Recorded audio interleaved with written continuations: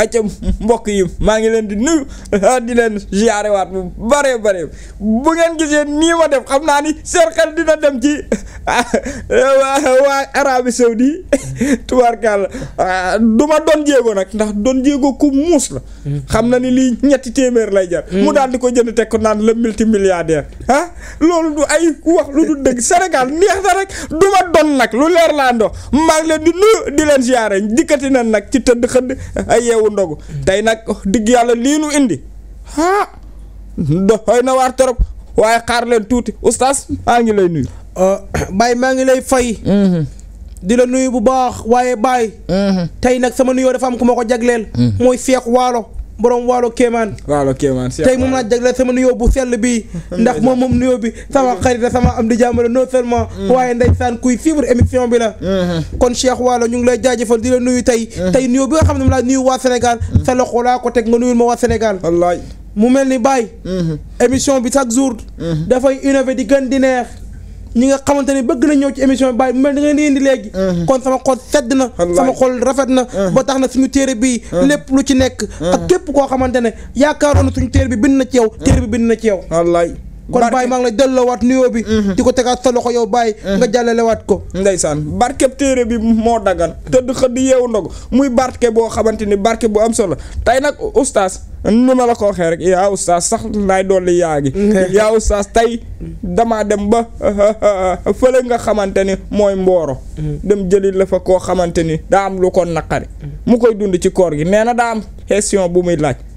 man nag damaa ko dem jëli ndax daf ma doon bëgg a rey ki appel ma dem jëli la ko indi la waaw roqi daba bu dee pare nga agsi aca bismillah moom day dama la koo indil jàll si lii kay naa def maa ngi fi oustaz waaw kii mooy oustaz bi oustaz maa ngi lay nuyu lii Mboro tamit waa Mboro tamit ñoo ngi lay nuyu tamit ñoo ngi kontaan bu baax si émission bi léegi moo tax waaw léegi yow kaay yàlla bu association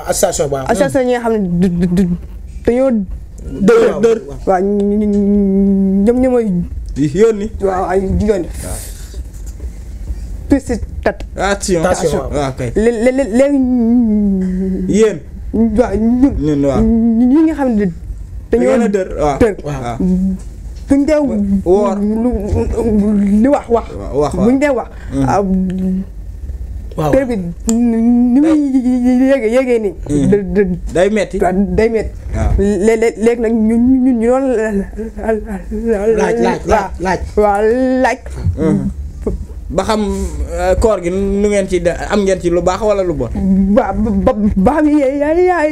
yàlla waaw kay moo ñu koy del tap mu ngi leen koy augmenter yokkal prix bi nangul mu ngi leen koy nangul waaw yàlla mu ngi leen nangul waaw yow léegi pour sa taxawaay fi day xaw a metti parce que mën naa wax dara nga bëgg ci dugal sa làmmiñ te boobaa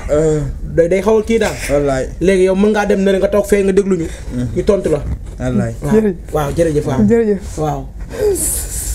sant nga bu baax reetaan bi sa xol bee sedd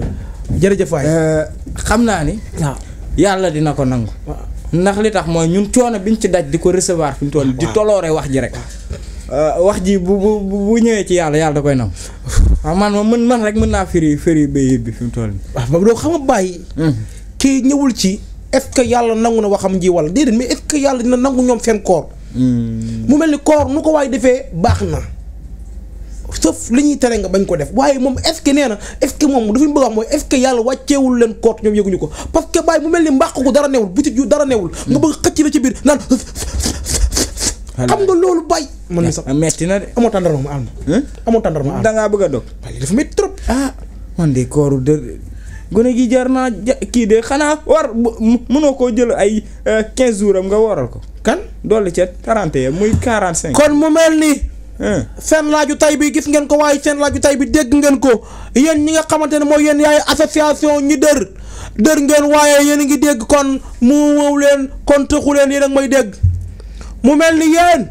benn avantage lañ leen may ci sunu téere bii mooy avantage may na leen bu ñu nee asalaatu xayru mina nawmi même bu ngeen nee bëreet yeewu mën ngeen a jël kaasu ndox daal di koy jàllale may nañ leen ko waaye lu ko moy bu ngeen naanaatee di ngeen a problème mu mel ne li ñuy tere mooy xëddee dëxin wala ay mbaxal yu ñam yu agressif yu diis yooyu may na leen ngeen koy xëddee yéen mooy ko xëddee seen koor du doog seen xool def dara ndax yéen seen butit yi ak seen mbàq gi chaque jour war naa am lu ci nekk waaye di war naan loolu dafa métti yéen ñi nga xamante ni association ñu dër ni may nañ leen bu ngeen di wooratee ba ngoon da leen xëddee lu mel ni ay mbaxal ay dëxin ay ñam yu agressif da leen ko lekk ndax seen mbàq yi dara nekk ci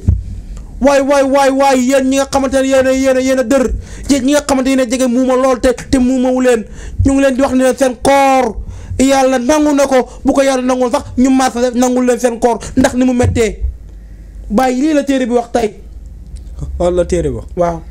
yow loolu nga waxal téere waxalu ma ko téere bee ko wax han dem suppu kànjan nday ami sàmb bi pare na ba pare jaaleen ginnaaw wax nga loolu lépp ci ñi mënta wax yow an mi ngay wax an nga fàtte ni man yàlla lim ma defal ci koor an ko fàtte naa dër santiro tuuti rek lu tax waxoo woon man tamit mu nangu bu ne salaatu xayru min na ma mën a naan ndox wala man lekk si yaa yëggoo ci tàpp sa bopp yow yëggoo ci tàpp sa bopp ndax an koo gisoo rek man ginnaaw laay tàppee doo dégg bu may wax des fois siis bi di yëngatu an ni tàppi kanam daa am xag yu ginnaaw suba ak jàmm fii ci 221 TV nu ngi leen di xaar yàlla na nu yàlla may ndogu jàmm asalaam. salaamaaleykum. mais Baye kon da ngaa dër Baye xaw ma ci woon dara maa ngi jégalu de ku baax.